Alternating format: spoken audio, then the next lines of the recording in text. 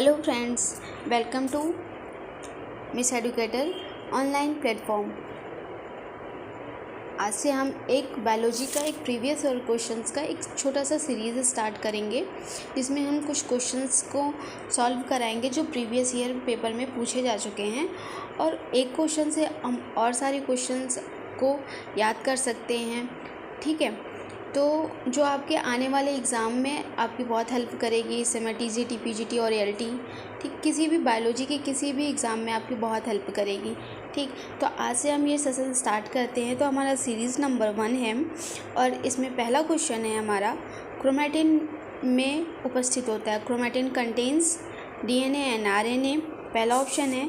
Second option है RNA and histone, third option है DNA and histones, and fourth option है DNA RNA and histones. आप answer दे सकते हैं। आप आंसर का जवाब कमेंट्स में दीजिए, और इसका आंसर होगा डीएनए आरएनए एंड हिस्टोन्स। ठीक, तो क्रोमैटिन में क्या प्रेजेंट होता है? डीएनए, आरएनए और हिस्टोन्स प्रेजेंट होता है। ठीक, और अब हम क्रोमैटिन के बारे में और भी कुछ जान लेते हैं कि जो क्रोमैटिन है, क्रोमैटिन में डीएनए तथा हिस्टोन प्रोटीन उपस्थित होते हैं। ठीक, तो क्रोमैटिन में प्रोटीन जो है कौन कौन से होते हैं? डीएनए और हिस्टोन, ये तीनों प्रोटीन प्रेजेंट होते हैं। क्रोमैटिन में 147 बेस पेयर पाया जाता है डीएनए का, और 8 कोर हिस्टोन के चारों तरफ होते हैं। जो हिस्टोन है वो 8 कोर जो है चारों तरफ क्रोमैटिन के होता है।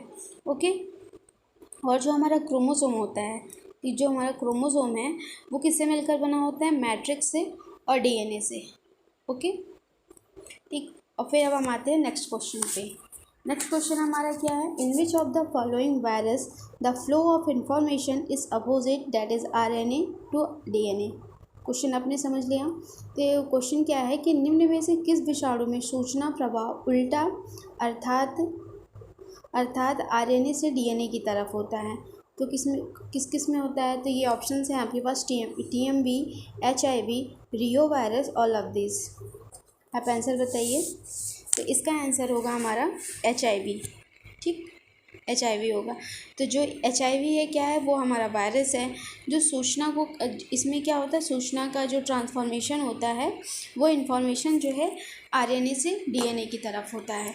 ठीक है, और फिर अब हम और जान लेते हैं। टेमिन ने 1970 में RNA dependent DNA polymerase enzyme की खोज की थी। किसकी खोज की थी? RNA dependent DNA polymerase enzyme की खोज की। ठीक, इस एंजाइम को हम क्या कहते हैं? रिवर्स ट्रांसक्रिप्टेज भी कहते हैं।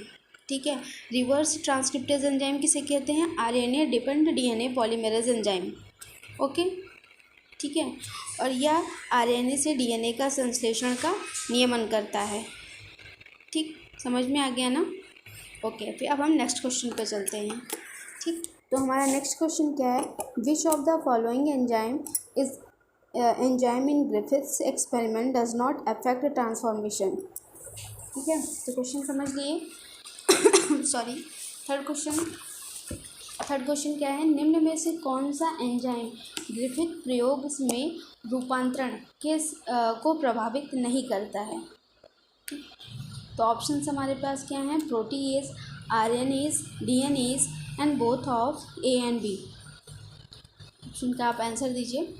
तो इसका आंसर क्या होगा? Both A and B. Okay, तो क्या होगा? RNases and DNases enzyme Griffith प्रयोग में रूपांतरण को प्रभावित नहीं करता है। ठीक है, अब ग्रिफिथ के एक्सपेरिमेंट के बारे में कुछ जान लेते हैं। ग्रिफिथ ने 1928 में सर्वप्रथम ट्रांसफॉर्मेशन की क्रिया का पता लगाया। ठीक है, कब ये पता लगाया था? 1928 में। इसके बाद और भी साइंटिस्ट आए, जैसे एवरी, मैकिलियोड तथा मैककार्टी ने। ठीक है, इसके बारे में और भी अध्ययन किया। ऐसी जो सेल्स होती हैं जिसमें ट्रांसफॉर्मेशन होता है उसे हम क्या कहते हैं? समर्थ सेल्स कहते हैं। क्या कहते हैं? समर्थ सेल्स कहते हैं। डीएनए का वह भाग जिसमें ट्रांसफॉर्मेशन की योग्यता होती है उसे हम क्या कहते हैं? ट्रांसफॉर्मेशन कारक कहते हैं। ठीक है, फिर अब हम नेक्स्ट क्वेश्चन पे आते हैं। If in an amino acid NH2 and COOH groups are attached to same carbon, the type of amino acid is। ठीक, तो क्वेश्चन फिर से समझिए। यदि किसी अमीनो अम्ल में NH2 तथा COOH ग्रुप्स एक ही कार्बन से जुड़े हों तो ऐसे अमीनो एसिड को क्या कहेंगे? तो इसके ऑप्शन है alpha AA, gamma AA, beta AA और AA। किसको कहेंगे? अल्फ़ा AA को। ठीक है, तो ठीक, इसका सिंपल सा आंसर है कि NH2 तथा COH समूह एक कार्बन से जहाँ जुड़े होंगे उसे हम क्या कहेंगे? Alpha AA। ओके, समझ में आ गया। नेक्स्ट क्वेश्चन पे चलते हैं कि which part of gene is not available in mature mRNA। ठीक है, तो हमारा नेक्स्ट क्वेश्चन क्या है कि परिपक्व mRNA में जीन का कौन सा भाग प्रेजेंट नहीं होता है? तो कौन सा भाग प्रेजेंट नहीं होता है? ऑप्शन है आपके पास एक्सॉन, इंट्रॉन, प्रोमोटर या नन ऑफ दिस। तो कौन सा नहीं प्रेजेंट होता है?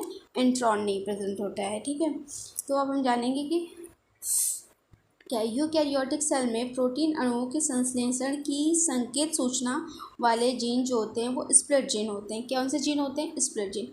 तो अब स्प्लिट जीन किसे कहेंगे? जो यूकैरियोटिक सेल में प्रोटीन एटम्स के संश्लेषण की संकेत सूचना देते हैं उन्हें हम स्प्लिट जीन्स कहते हैं। ठीक, क्योंकि यह क्या करते हैं, जो इन्फॉर्मेशन है उसके कुछ खंडों में होती है। ठीक है, इसमें जो संकेत सूचना होती है वो कुछ खंडों में होती है, जिन्हें हम क्या कहते हैं? एक्सॉन्स कहते हैं। ठीक है, इन खंडों के बीच बीच में ऐसे खंड होते हैं जिनमें जो है प्रोटीन अणुओं के संश्लेषण की सूचना नहीं होती, जिसे हम क्या कहते हैं? इंट्रॉन्स कहते हैं। क्या कहते हैं? इंट्रॉन कहते हैं। तो इंट्रॉन किसे कहते हैं?